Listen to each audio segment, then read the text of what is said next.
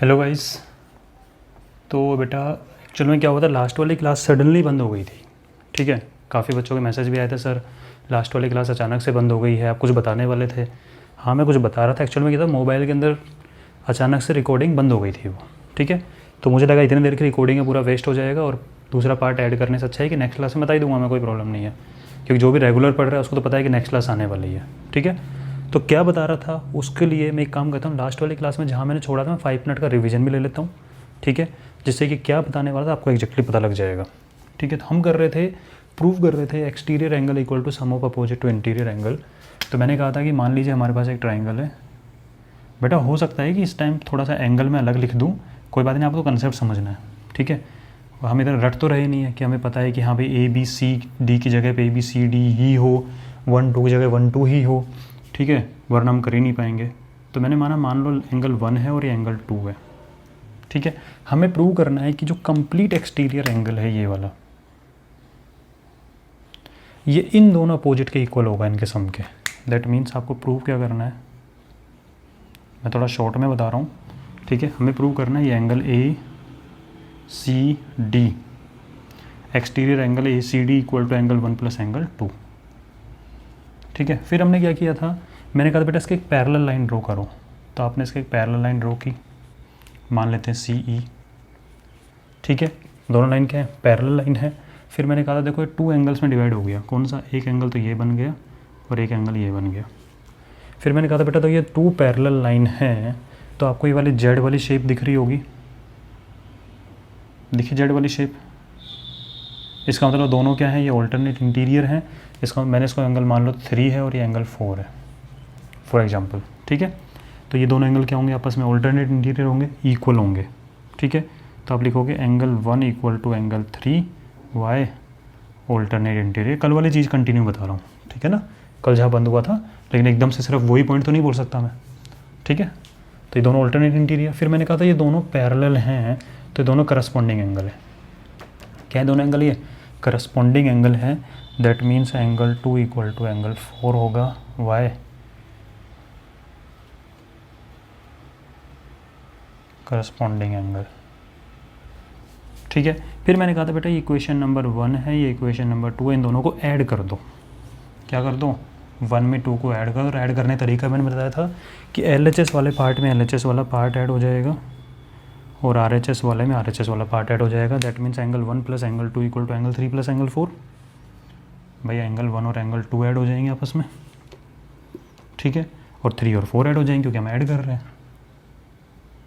और फिर मैंने कहा था कि जो एंगल 3 और 4 मिलके जो एंगल बना है, ये एक्चुअल में 3 और 4 का मतलब यही तो एंगल है, एंड दैट इज़ ACD। यहाँ पे एकदम से बंद हो गया था। तो angle 1 plus angle 2 equal to 3 और 4 को कंबाइन करोगे तो ACD बन जाएगा, तो एंगल ACD। और यही तो हमें प्रूव करना है कि angle ACD equal to angle 1 plus angle 2, angle ACD equal to angle 1 plus angle 2। That mean this exterior angle equal to sum of opposite interior. Prove हो गया। बस ये लास्ट में ये बोलना रह गया था, तब एकदम से बंद हो गया था वो। ठीक है, तो ये चीज़ बोला, समझ में आ गई वाली चीज़। क्या की हमने, बस एक पैरेलल लाइन ड्रॉ की है, एक ऑल्टरनेट इंटीरियर कंसेप्ट लगा, एक करस्पॉन्डिंग कंसेप्ट लगा, दोनों इक्वेशन को ऐड किया। ऐड करने का तरीका बता चुका हूँ। LHS वाले पार्ट में LHS ऐड होता है, RHS में RHS। LHS मतलब लेफ्ट हैंड साइड, मैंने कल बताया था वो अच्छे से। ठीक है, तो ये वाली चीज़ हो गई है। अब मैं बताऊंगा इसका, ये प्रूव हो चुका है। ठीक है, मैंने कहा था मैं एक ऐसे मेथड से प्रूव करना बताऊंगा जो 9th क्लास में यूज़ करते हैं हम। आपकी क्लास में भी हिंट दे रखा है, ऐसा नहीं कि नहीं दे रखा। ठीक है, इसलिए बेटा ये चैप्टर जो आप कर रहे हो ना 7th में, ज्योमेट्री वाले चैप्टर को 7th में बहुत अच्छे से करना, आपको 10th क्लास तक कोई प्रॉब्लम नहीं आएगी। और मैं अपनी तरफ से पूरा ट्राई कर रहा हूँ आपको पूरा डिटेल में बताने का। ठीक है, प्रूफ का मेथड 2 लिख दो। जो भी आपने किया वो मेथड 1 था, अब हम करने वाले मेथड 2 से। ठीक है, कैसे करेंगे कि मान लीजिए आपके पास में एक ट्राइंगल है।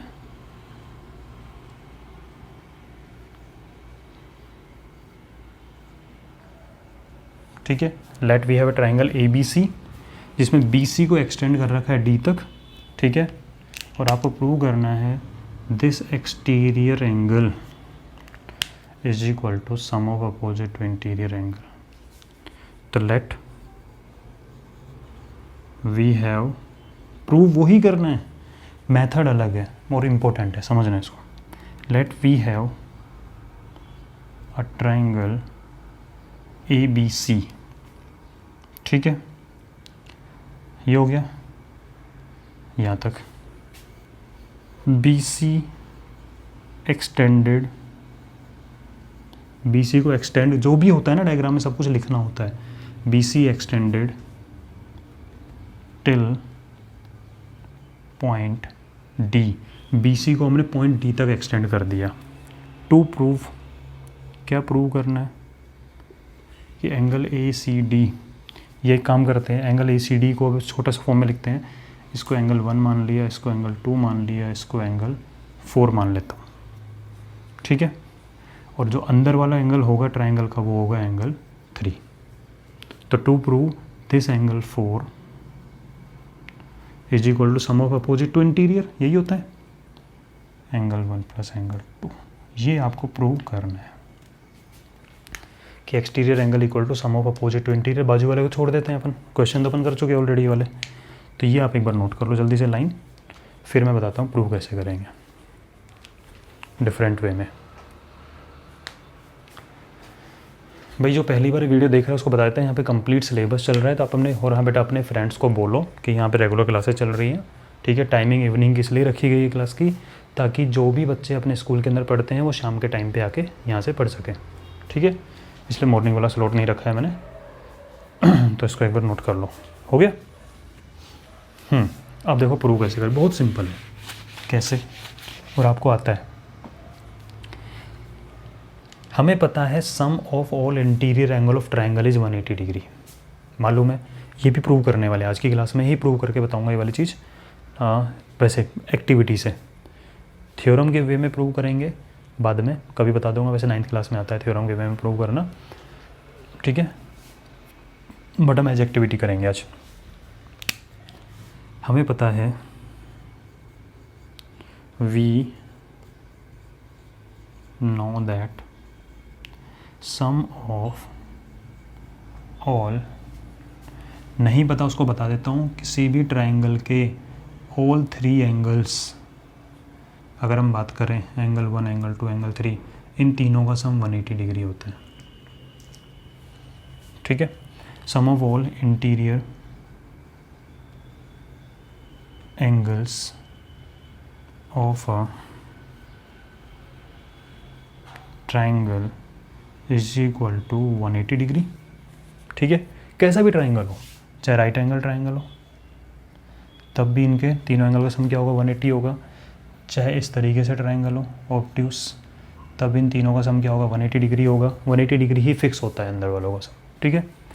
इसका मतलब कि इस एंगल 1, एंगल 2 और एंगल 3 का सम क्या होगा, 180 degree. That means angle 1 plus angle 2 plus angle 3 is equal to 180 degree. Equation number 1। Equation क्यों है, इक्वल साइन लगा हुआ है, ठीक है। बोलो सर ये तो ठीक है, 1 + 2 + 3 180 हो गया। आप क्या करें बेटा, ध्यान दो, ये 4 और 3 मिलकर लीनियर पेयर बना रहे हैं, नहीं बना रहे हैं। बोलो सर बना रहे हैं, दोनों मिलकर लीनियर पेयर, एडजेसेंट भी है और 180 सम भी है एक लाइन पे। इसका मतलब इन दोनों का सम भी क्या होगा, 180 डिग्री, ठीक है। तब लिखोगे एंगल 3 एंड एंगल, चाहो तो लिख सकते हो ऐसे लिख दो कि angle 3 plus angle 4 is equal to 180 degree. Why, बोला linear pair, equation number 2, equal sign है। अब आप मुझे बताना इक्वेशन 1 और इक्वेशन 2 में, देखो बेटा वही बात है, आपकी क्लास 7th में हो, लेकिन मैं आपको थोड़ा सा एडवांस करवाने की कोशिश कर रहा हूँ जिससे आपका ब्रेन थोड़ा और खुले, ठीक है। इन इक्वेशन 1 और 2 में ज़रा ध्यान से देखना, ये 2 इक्वेशंस हैं जिसमें इक्वेशन 1 के LHS में 1 2 3 का एडिशन है, लेकिन राइट साइड 180 है। सेकंड वाले का भी राइट साइड 180 है। यानी हिसाब से देखा जाए कि इस इक्वेशन, इन तीनों की वैल्यू भी 180 के इक्वल है और इन दोनों का एडिशन भी 180 के इक्वल है। इससे कुछ समझ में आ रहा है, कुछ भी थोड़ा बहुत भी लॉजिक क्या निकाल पा रहे हो कि इन तीनों का सम भी 180 है, इन दोनों का सम भी 180 है, ठीक है।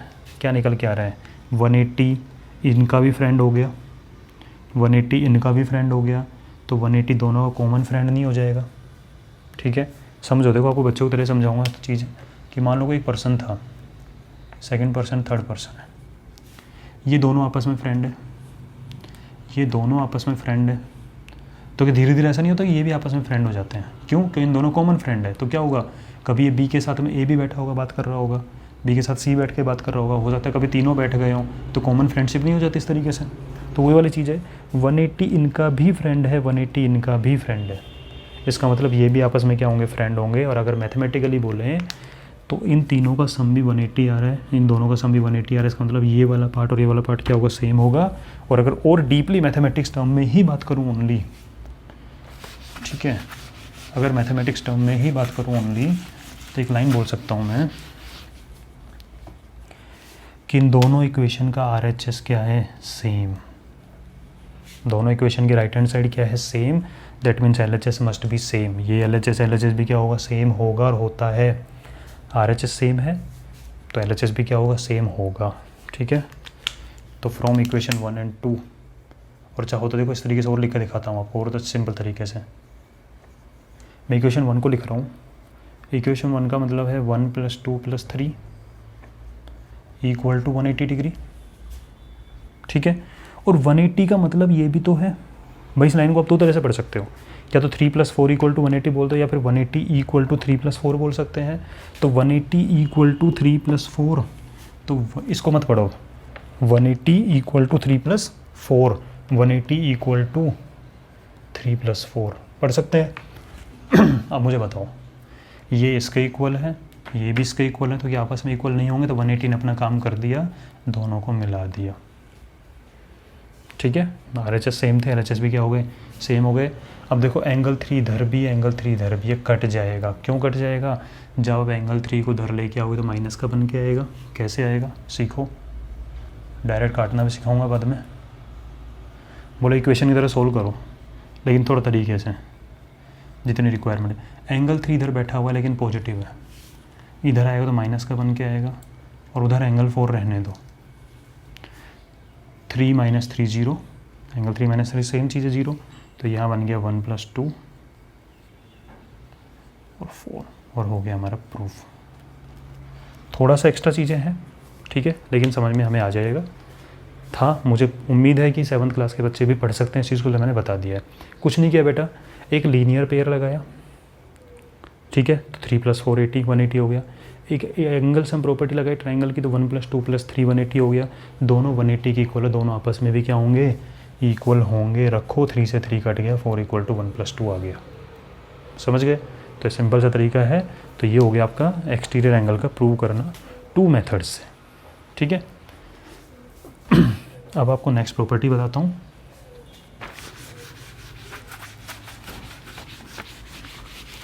आई होप कुछ तो मज़ा आया होगा। ठीक है, जिसको समझ में नहीं आया एक बार ज़रूर देखना, दोबारा समझ में आ जाएगा। ठीक है, अब बात करते हैं angle sum property of triangle, जो अभी अभी हमने यूज की है।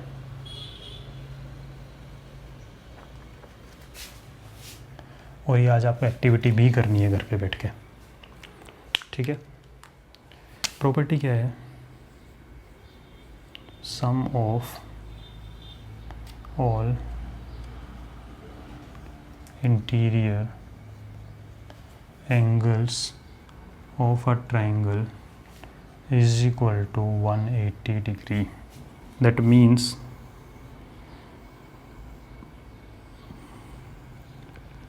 मान लीजिए आपके पास एक ट्राइंगल है, ट्राइंगल ABC, तो जो ये एंगल होगा B, ये एंगल होगा A, और ये एंगल होगा C।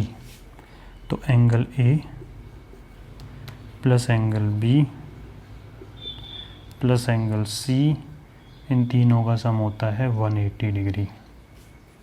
तीनों से एंगल का सम क्या होता है? 180 डिग्री। बोले सर कैसे करेंगे इसको? तो एक्टिविटी क्या करनी है अब सुनो। एक पेपर लेना, प्लेन पेपर, A4 शीट ले लेना, ठीक है, उस पर कैसे भी एक ट्रायंगल बना दो, कैसे भी बना दो, एक ट्रायंगल बना देना। ठीक है, फिर क्या करना है आपको, यहाँ पे एक कलर से शेड कर देना, अच्छे से, बाहर नहीं जाना चाहिए, अंदर अंदर शेड कर देना। ठीक है, फिर दूसरा कलर ले लेना कोई, या चाहो तो सेम कलर रख सकते हो, कलर की कोई बहुत प्रॉब्लम नहीं है, ठीक है। पेंसिल से शेड कर लो, कोई प्रॉब्लम नहीं है। और थर्ड वाले पे शेड कर देना, कर सकते हैं ये एक्टिविटी करना आज, ठीक है ना।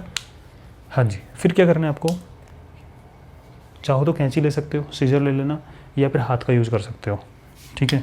सीजर लेना और यहाँ से कटिंग कर लेना, ये पोर्शन निकल जाएगा, यहाँ से कटिंग कर लेना, शेड वाला पार्ट बचना चाहिए, यहाँ से कटिंग कर लेना। और इन तीनों शेड वाले पोर्शन को जब आप लगाओगे, इस तरीके से लगाना, एक शेड वाले पोर्शन को जिस पे लगाना, क्या बोलते हैं, एक लाइन ड्रॉ करना पेज पे, ठीक है। और उसके बाद में एक लाइन पे आप एक शेड को ऐसे रखना, इस तरीके से टच करते हो, ऐसे इधर रख सकते हैं। फर्स्ट तो हमारा कोई प्रॉब्लम नहीं, रख सकते हैं। अब बाकी दोनों शेड को आप अरेंज करने की कोशिश करना, तो कुछ इस तरीके से अरेंजमेंट हो जाएगा। तो देखना ये तीनों मिलके एक आपका इस तरीके से पेज के ऊपर अलाइन हो जाएंगे, ट्राई करना। यानी तीनों एंगल एक लाइन के ऊपर आ गए, और जब तीनों एंगल एक लाइन के ऊपर आ गए तो लीनियर पेयर हो जाते हैं। बताया था मैंने आपको, इनका सम क्या होता है, 180 डिग्री, ठीक है। तो कटिंग करके पेज के ऊपर इस तरह से अरेंज करना कि एक लाइन के ऊपर बन जाएंगे ये, ठीक है। और हमें पता है कि एक लाइन पे अगर इस तरीके से एंगल हों तो इन तीनों का सम क्या होता है, 180 अगर है तो क्या हो जाएगा, लाइन के ऊपर होंगे। और लाइन के ऊपर है तो एंगल का सम क्या होता है, 180 डिग्री। वही तो हम प्रूव कर रहे हैं कि angle A plus B plus C 180 आएगा और आएगा, ठीक है। या फिर एक तरीका और है प्रैक्टिकली समझने का है, देखो प्रूव नहीं करवा रहा हूँ, प्रैक्टिकली समझा रहा हूँ। आप एक ट्रायंगल बनाओ, रफली कुछ भी बना लिया, अपना डी उठाओ, डी उठा के यहाँ पे रखना सी पे, और ये एंगल मेजर करना। हो सकता है कि फॉर एग्जांपल ये आपका 50 डिग्री आया, आ सकता है, कुछ भी आ सकता है, ठीक है। उसके बाद में अपने डी को यहाँ रखना, फॉर एग्जांपल ये 60 डिग्री आया, जो भी आपका है ना आप यहाँ लिख देना, ठीक है। चाहे 55 हो, 59 हो, कुछ भी हो, लिख देना। और फिर डी को यहाँ रखना, इस एंगल को मेजर करना, ये आपका ऑटोमेटिकली बन के ऐसा इस तरीके से आएगा कि तीनों का सम करके देखो बेटा 180 ही निकलेगा। तो ये प्रैक्टिकल एक्टिविटी है, कटिंग करके इस तरह से निकाल के देखो, या फिर अपना डी यूज़ करो, कोई भी ट्रायंगल बनाओ, रफली डायग्राम बनाओ ट्रायंगल का, मतलब स्ट्रेट लाइन बना के स्केल का यूज़ करके, ऑब्वियसली वो तो एंगल मेजर करो, मेजर करो, मेजर करो, सारी वैल्यू रखो और तीनों को ऐड करो, ऑलमोस्ट 180 निकलेगा। वो मैं ऑलमोस्ट वर्ड क्यों यूज़ किया है मैंने, कि अगर आप डी का यूज़ करने पे अगर थोड़ा बहुत गलती कर देते हो पॉइंट में, मेजरमेंट में, तो आपको थोड़ा बहुत चेंजेस आएगा, अदरवाइज़ इनका एग्जैक्टली 180 निकलेगा ही निकलेगा। तो आज आपका वर्क है 2 एक्टिविटीज़।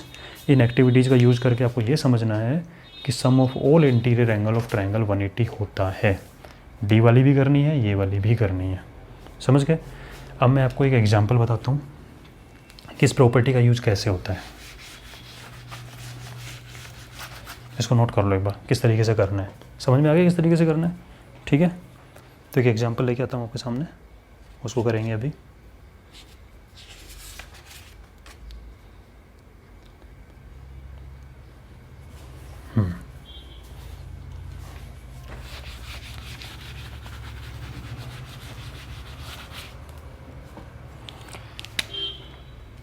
लिखो find x.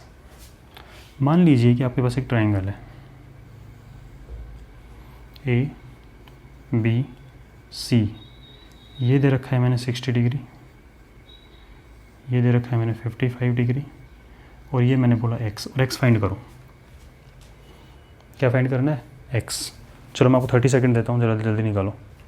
Can you find value of x.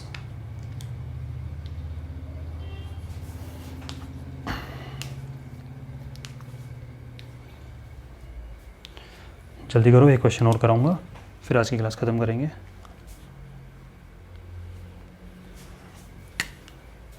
और ये आपकी बुक का एग्जाम्पल नंबर 2 है, मैं लिखता हूँ इसको, तब तक आप इसको सोल्व करो।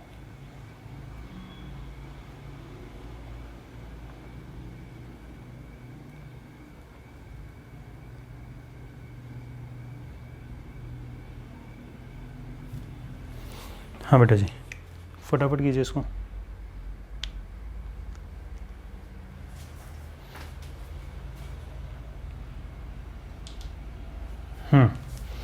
क्या प्रॉपर्टी लगेगी? बोले सर अब इन तीनों का सम 180 होता है, यानी कि 3 फ्रेंड्स हैं, इन तीनों को मिला के 180 रुपीज़ मिलेंगे।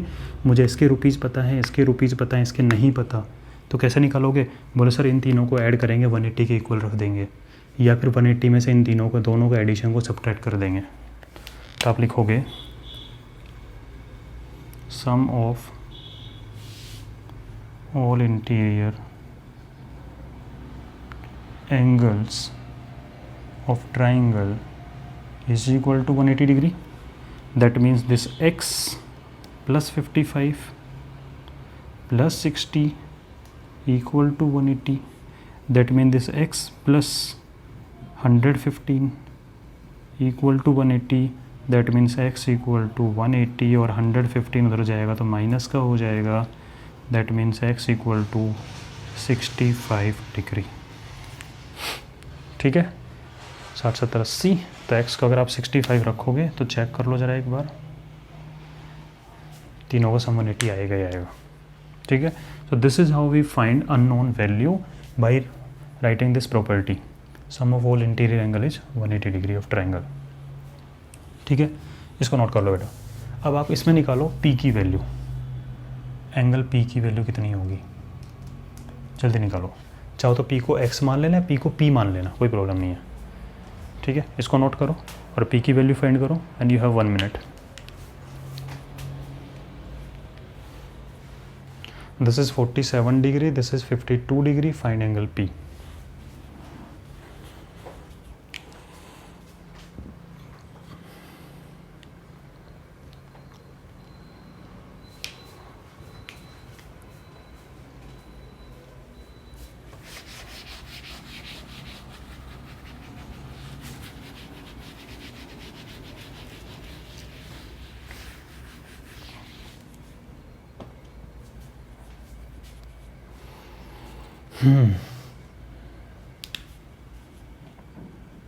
प्रॉपर्टी लिखोगे sum of all interior angle of triangle is 180 degree. फिर लिखोगे angle P plus angle Q plus angle R is equal to 180 degree. Angle P को एंगल P रहने दो, Q की जगह रखा आपने 47, R की जगह रखा आपने 52 equal to 180. Angle P plus 50 40 99 भाई 50 40 90 और 7 2 9 इक्वल टू 180 और angle P equal to 180 minus 99. तो एंगल P इक्वल टू, अगर 100 होता तो 80 बचता और अब 81 बच जाएगा. तो angle P is equal to 81 degree. ठीक है, सो बेटा ये तरीका है.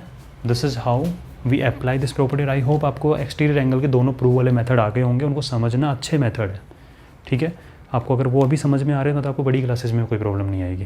ठीक है ना, अभी तो टाइम भी आप लोगों के पास घर बैठे हुए हो तो आराम से करो. तो ये वाली चीज़ होगी हमारा. ठीक है, तो नेक्स्ट कंसेप्ट लेके आऊँगा नेक्स्ट क्लास में. ओके, तब तक इसको एंजॉय करो. और जिसने बेसिक कैलकुलेशन पार्ट 3 नहीं देखा है वो बेसिक कैलकुलेशन पार्ट 3 देख लेना. और अपने फ्रेंड्स को भी बता सकते हो, यहाँ पे पूरा कैलकुलेशन आपको मज़े आएंगे देखने में. जिसने देखा है वो बता सकते हैं अपने फ्रेंड को कि कैसे लगे होंगे आपको कंसेप्ट. ठीक है, चलो बेटा.